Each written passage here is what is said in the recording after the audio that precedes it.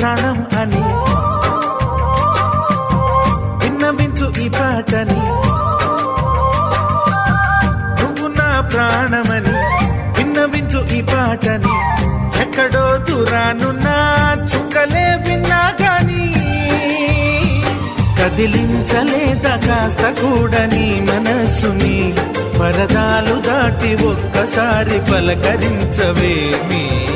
అందరినీ ఇలా వెంటపడి అడగాల సరదాగా నువ్వే ఎదురైతే సరిపోదా. నిద్రపోతున్న రాత్రి నడిగా